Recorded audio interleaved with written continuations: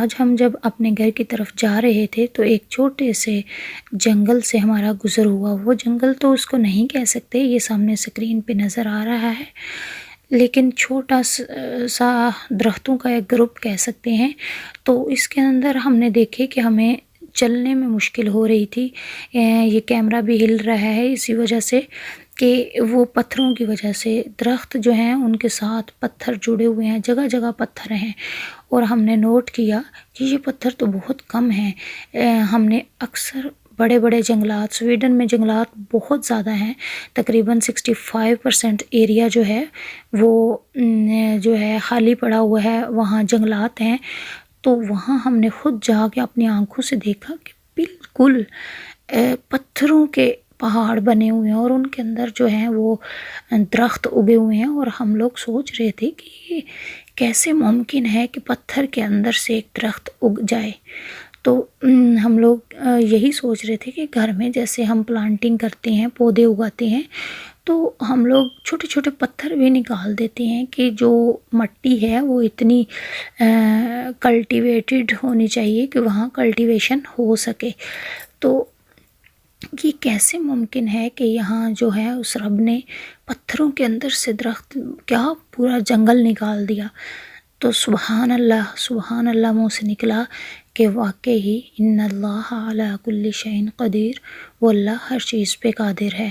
تو اسی طرح پھر جو آج کل ہمارے دماغوں میں، دلوں میں سیلاب کا خوف بیٹھا ہوا ہے، تو میں سوچ رہی تھی کہ جو رب پتھروں سے جو رب درخت نکال سکتا ہے، وہ ایک سیکنڈ میں اگر حکم دے تو زمین جو ہے وہ پانی کو نگل جائے۔ جیسا کہ حضرت نوح علیہ السلام کے واقعہ میں جب پانی جو ہے ہر طرف پھیل گیا، حضرت نوح علیہ السلام لوگوں کو کشتی میں سوار کر رہے تھے، جب مومنین تمام کشتی میں سوار ہو چکے اور جو ہے کافر لوگ جو ہیں وہ غرق ہو چکے، ایون کہ ان کا اپنا بیٹا ان کی نظروں کے سامنے غرق ہو گیا، تو اللہ تعالیٰ نے زمین کو حکم دیا اور آسمان کو حکم دیا۔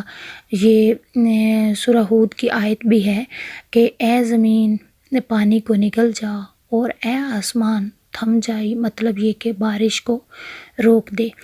تو اور اب تو اگر آج بھی حکم دے، میں اللہ سے یہی دعا کری تھی کہ اے اللہ تعالیٰ آج بھی آپ وہی والا حکم دیں زمین و آسمان کو کہ وہ روک دے یہ سارا سیلاب۔ تو اللہ تعالیٰ تو ہر چیز پہ قادر ہیں۔ تو ہمیں کیا کرنا ہے؟ ہمیں ایک تو سوشل میڈیا پہ زیادہ سے زیادہ پیغامات جو ہیں وہ شیئر کرنے ہیں کہ سیلاب زدگان کی مدد کی جائے، کیونکہ ہمارا مذہب جو ہے وہ ایون کہ نان مسلمز کی مدد کرنے پہ بھی زور دیتا ہے۔ جیسا کہ ایک نان مسلم بڑھیا تھی اور نبی صلی اللہ علیہ وسلم اس کی گٹھلی اٹھا کے اس کو اپنے گھر تک پہنچا کے آئے تھے، اسی طرح ایک حدیث میں وہ آپ نے واقعہ سنا ہوگا کہ ایک فاحشہ نے جب کتے کو پانی پلایا تھا تو اس پہ اس کی بخشش ہو گئی تھی۔ تو یہ تو پھر بھی ہمارے مسلمان بہن بھائی ہیں جو سیلاب میں مر رہے ہیں، تو ہمیں ان کی مدد کے لیے زیادہ سے زیادہ سوشل میڈیا کو ایکٹیو کرنا ہے اور پیغامات پھیلانے ہیں تاکہ لوگ زیادہ سے زیادہ ان کی مدد کر سکیں۔